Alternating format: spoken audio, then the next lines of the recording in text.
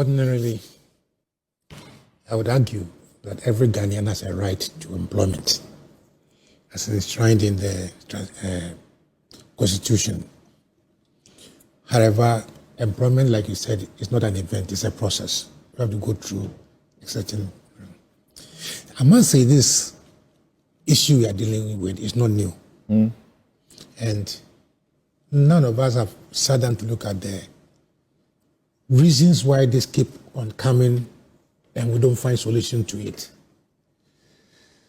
You see, some time ago, I think that now we'll remember that we had Apollo 568, where almost 600 public servants, civil servants were dismissed in this country. They went to court and the court ruled that they should be reinstated.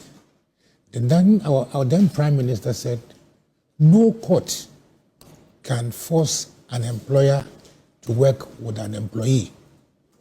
So the labor maxim became, no court can force an employee also to work with an employer, vice versa.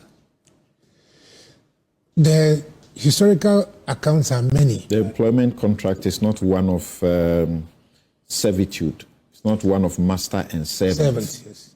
So the same way that the employee has a right to get up one day and decide that I'm not interested in this job, they can go away. Yes. The same way the employer too can terminate, but they will do that within the confines of the contract of employment and the law. That's what I'm coming to. You see, I was talking about a certain problem that we have not addressed.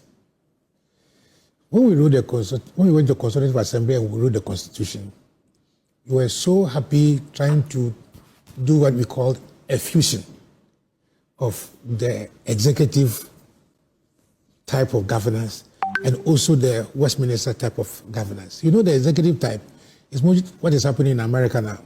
As soon as a new president comes, all the old top guys also go away and he appoints new people. Then in Britain, the situation is a bit different. This is something that we have to understand as a country that is a challenge. Because every time there's a change, this upheavals in the civil service comes up. I have listened to various arguments in relation to this particular issue. And I want to accept your situation that the outgoing government was put on notice at the transitional period, the team that said, you are doing these recruitments. And you see, recruitments are not by themselves the end. They have to be paid. And therefore, an incoming government would have to budget for whatever expenditure it has to take up. We also have not forgotten the famous single spine, which was almost thrust on Professor Mills, and that disorganized our labor cost in this country. So when an incoming government has not budgeted, it becomes a bit difficult for you to come and see this number of new employees, even more than the old employees in place. The incoming government has a duty to do strategic appointments. He finds that something will be good as my Attorney General, then he puts it there. For a good reason, they do such strategic appointments. Now, if the incoming president come to see that instead of his desire to put something, some Pee Yalley is there. You see what I'm talking about? That becomes a little bit of a problem. As for Dr. Bawumia's epistles, I'm used to it. Just one epistle. Just one. And he says he's constrained because he had promised himself that he would give the president time So he will settle in and begin the business of government. But this one, he feels he must say something. Right. And please note, he titled it Appeal. Yes, I'm coming to that, Samson. I'm saying that I'm used to it because I've listened to him several times and he's coming out with opinions, some very legitimate, some political. Now, Dr. Bawumia, you were the vice president for this country for 8 years. And the people that you had recruited and fostered on the new government, what prevented you from recruiting them, employing them during the 8 years? The appeal, you see, as an appeal, this is accepted or not accepted. But I think the appeal is very, very unfounded in the sense that if you, as the vice president, did not appeal to your president then to do such recruitment, I don't think it lies well in your mouth to assume the role to be doing this appeal to a new president.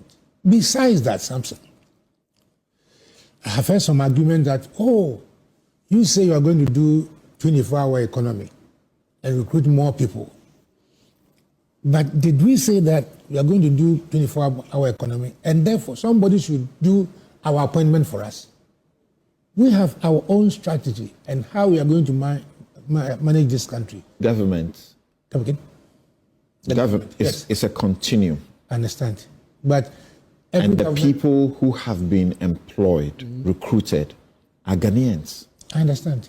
So what's the problem? The problem is that if you have not been appointed properly, you cannot be there, just defend yourself that I'm a Ghanaian and therefore I should be there.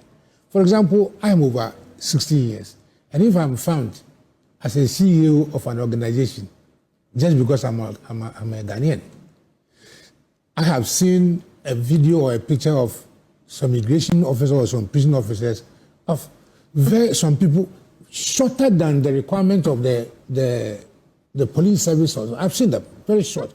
Some are, very old people. That's not what we are talking about here, are we? Yes. Because there is no investigation that has been conducted to show that these people were improperly recruited and that any regulations or rules or laws were breached in their recruitment. Samson, the best thing to do is to halt the process and do an investigation. I heard my very good friends, Ofosu Kwache, saying that the portal will be reopened for people to now apply or reapply. And if you qualify by the standard that the government will set, you'll be readmitted. It is state funds that were used for the process. The state funds have to be used again. That's waste. That's like causing financial loss. If the people you are throwing away, you will need the same number of people, and those people have the opportunity to come back. That is to say that we will need the same number and the same type of people. If we will not need the same short people in our police services, if we will not need the same overaged persons in our services, it cannot be the same number. You understand? So